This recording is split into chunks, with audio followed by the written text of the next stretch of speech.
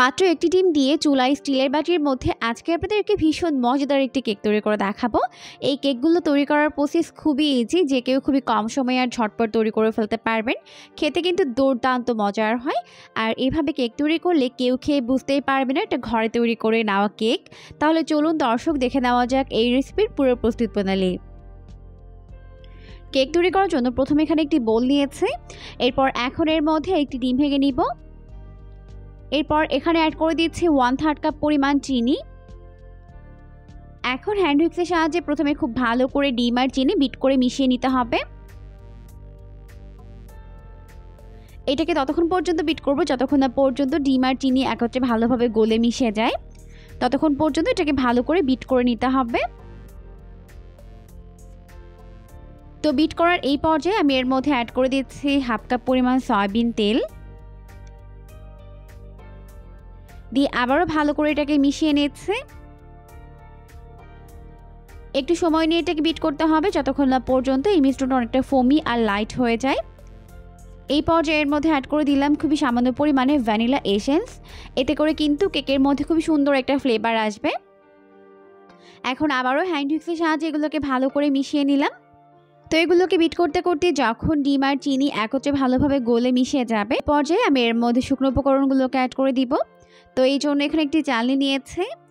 তো প্রথমে দিয়ে দিলাম 1/2 কাপ পরিমাণ ময়দা, 1/2 চামচ পরিমাণ দিয়ে দিলাম বেকিং পাউডার।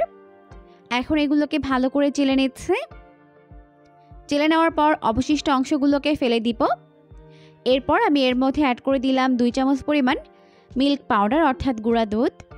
গুঁড়ো দুধ থাকলে দিবেন আর না থাকলে না দিলেও হবে, তবে দিলে টেস্টটা অনেক বেশি ভালো হয়। এখন আবারও সব কিছুকে একত্রে ভালো করে মিশিয়ে নিতে হবে। একটা সাইড থেকে এইভাবে ঘুরিয়ে ঘুরিয়ে এটাকে মিশিয়ে নিচ্ছে। তো একটা সাইড থেকে এইভাবে ঘুরিয়ে ঘুরিয়ে এটাকে মিশিয়ে নিয়েছে।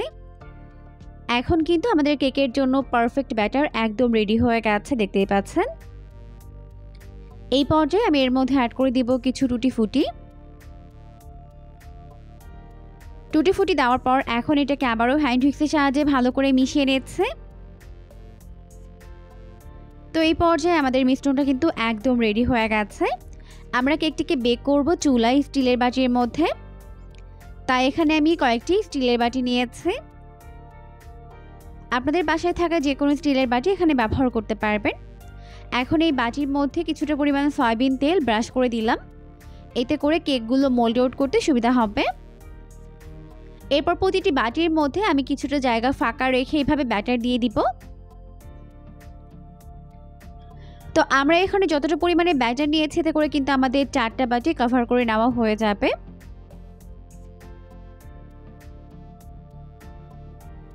তো এখন আমাদের সবগুলো বাটি ব্যাটার দিয়ে কভার করে নেওয়া হয়ে গেছে। এরপর আমি এর উপর থেকে এইভাবে কিছু টুটি ফুটি দিয়ে দিচ্ছি। তো সবগুলো বাটির উপরে আমি সেমভাবে এইভাবে উপর থেকে টুটি ফুটি দিয়ে দিব। আর টুটি ফুটি কিন্তু অপশনাল, থাকলে দিবেন আর না থাকলে না দিলেও হবে। এমনিতেও কিন্তু আপনারা এই কেকটিকে বেক করতে পারবেন। এখন আমরা এই কেকগুলোকে বেক করে নিব। কেকগুলোকে বেক করার জন্য চুলায় একটি প্যান বসিয়ে 5 মিনিটের মতো হাই হিটে প্রিহিট করে নিয়েছে। এখন এই প্রিহিটেড ফ্রাই প্যানের মধ্যে আমি এভাবে কেকের বাটিগুলোকে বসিয়ে দিচ্ছি। আর চাইলে কিন্তু নিচে একটি তাওয়া দিয়ে দিতে পারেন, তাহলে কিন্তু কেকগুলো পুড়ে যাওয়ার আর কোনো ভয় থাকবে না। এখন আমি এটাকে ঘড়ি ধরে বেক করে নিব 30 থেকে 35 মিনিটের মতো চুলার আঁচটিকে মিডিয়াম আর হাইয়ের মাঝামাঝি রেখে। এখন ফিরে এলাম 35 মিনিট পর, আর এরই মাঝে কিন্তু আমাদের কেকগুলো একদম রেডি হয়ে গেছে, দেখতেই পাচ্ছেন। এখন আমি এগুলোকে চুলা থেকে নামিয়ে প্রথমে ভালোভাবে ঠান্ডা করে নিব।